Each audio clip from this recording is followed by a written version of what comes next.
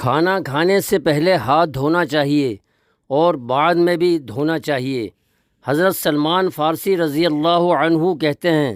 کہ میں نے تورات میں پڑھا تھا کہ کھانے کے بعد ہاتھ منہ دھونا باعث برکت ہے۔ میں نے یہ بات رسول اللہ صلی اللہ علیہ وسلم سے ذکر کی تو آپ علیہ السلام نے فرمایا کہ کھانے سے پہلے اور کھانے کے بعد ہاتھ اور منہ دھونا باعث برکت ہے۔ قرآن مجید سے معلوم ہوتا ہے کہ جو تعلیم و ہدایت اگلے انبیاء علیہ السلام کے ذریعے آتی رہی، اللہ جل شانہ نے اپنے آخری نبی حضرت محمد صلی اللہ علیہ وسلم کے ذریعے اسی کی تکمیل فرمائی ہے۔ اس کی روشنی میں حدیث کا مطلب یہ ہوتا ہے کہ تورات میں آداب طعام کے سلسلے میں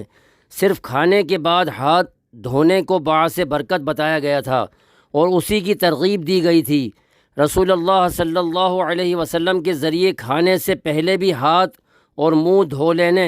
یعنی کلی کر لینے کی ترغیب دی گئی،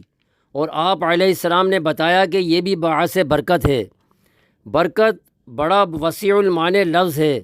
حضرت شاہ ولی اللہ رحمۃ اللہ علیہ نے حجت اللہ البالغہ میں اس حدیث اور کھانے میں برکت کے سلسلے میں دوسری احادیث کا حوالہ دے کر جو کچھ فرمایا ہے، اس کا خلاصہ یہ ہے کہ کسی کھانے میں برکت ہونے کا مطلب یہ بھی ہوتا ہے کہ غذا کا جو اصل مقصد ہے وہ اچھی طرح حاصل ہو۔ کھانا جو ہے وہ رغبت اور لذت کے ساتھ کھایا جائے، طبیعت کو سیری نصیب ہو، جی مطمئن ہو اور دل جمعی حاصل ہو، اور تھوڑی سی مقدار ہی کافی ہو۔ اس سے صالح خون پیدا ہو کر جسم کا حصہ بنے اور اس کا نفع دیر پا ہو، پھر اس سے نفس کی طغیانی اور غفلت نہ پیدا ہو بلکہ شکر اور اطاعت کی توفیق ملے۔ دراصل یہ سب اسی حقیقت کے آثار ہیں جس کو حدیث میں برکت کہا گیا ہے، اور کنز الاعمال میں طبرانی کی معجم اوسط کے حوالے سے حضرت عبداللہ بن عباس رضی اللہ عنہ کی روایت سے مروی ہے کہ رسول اللہ صلی اللہ علیہ وسلم نے ارشاد فرمایا کہ کھانے سے پہلے اور کھانے کے بعد ہاتھ دھونا دافع فقر ہے اور انبیاء علیہ السلام کا طریقہ ہے۔ اس کے علاوہ یہ بات بھی بالکل ظاہر ہے کہ صفائی اور اصول صحت کا تقاضا بھی یہی ہے کہ ہاتھ اور منہ جو ہیں وہ کھانے کے آلے ہیں، کھانے سے پہلے ان کو دھو کر اچھی طرح ان کی صفائی کر لی جائے اور پھر کھانے سے فارغ ہونے کے بعد دھو کر صاف کر لیا جائے۔ حضرت ابو ہریرہ رضی اللہ عنہ کہتے ہیں کہ رسول اللہ صلی اللہ علیہ وسلم نے فرمایا کہ جو کوئی رات کو اس حال میں سو جائے کہ اس کے ہاتھ میں کھانے کی چکنائی کا اثر اور اس کی بو ہو اور اس کی وجہ سے اسے کوئی تکلیف پہنچ جائے تو وہ بس اپنے ہی کو ملامت کرے اور اپنی ہی غلطی اور غفلت کا نتیجہ سمجھے۔ جہاں تک کھانے سے پہلے ہاتھ دھو لینے کا تعلق ہے تو یہ سنت ہونے کے ساتھ ساتھ بہت مفید بھی ہے، اور موجودہ حالات میں اس کی افادیت بہت بڑھ گئی ہے، اس لیے کہ ہمارے ہاں ایسے افراد بہت کم ہیں جو نشہ آور اشیاء کے استعمال سے بالکل دور ہیں۔ اکثریت ان حضرات کی ہے جو کوئی نہ کوئی نشہ ضرور کرتے ہیں۔ مثلاً کراچی اور اندرون سندھ والے پان گٹکا اور پڑیا خوب کھاتے ہیں، پنجاب میں رہنے والے حقہ اور سگریٹ پیتے ہیں،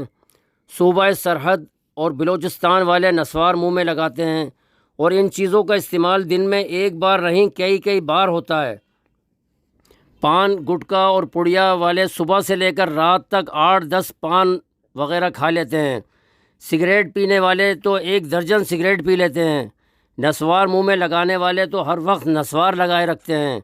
ان چیزوں کے استعمال سے جہاں منہ بری طرح متاثر ہوتا ہے وہاں ہاتھ بھی متاثر ہوئے بغیر نہیں رہ سکتا۔ عام طور پر لوگ اس کی پرواہ نہیں کرتے، ہاتھ میں سگریٹ ہوتی ہے، کھانا سامنے آتے ہی اسے بجھا دیتے ہیں اور کھانا شروع کر دیتے ہیں، نسوار منہ میں ہوتی ہے اسے تھوک دیتے ہیں اور کھانا شروع کر دیتے ہیں۔ یہی حال پان گٹکا اور پڑیا کھانے والے لوگوں کا ہے۔ اگر کھانا شروع کرنے سے پہلے ہاتھ خوب دھو لیے جائیں اور کلی کر لی جائے تو اس سے ان چیزوں کے منفی اثرات میں اچھی خاصی کمی آ سکتی ہے۔ پان کھانے سے عام طور پر دانت بہت خراب ہو جاتے ہیں، اسی طرح نسوار لگانے سے بھی دانت پیلے اور بدنما ہو جاتے ہیں۔ سگریٹ پینے سے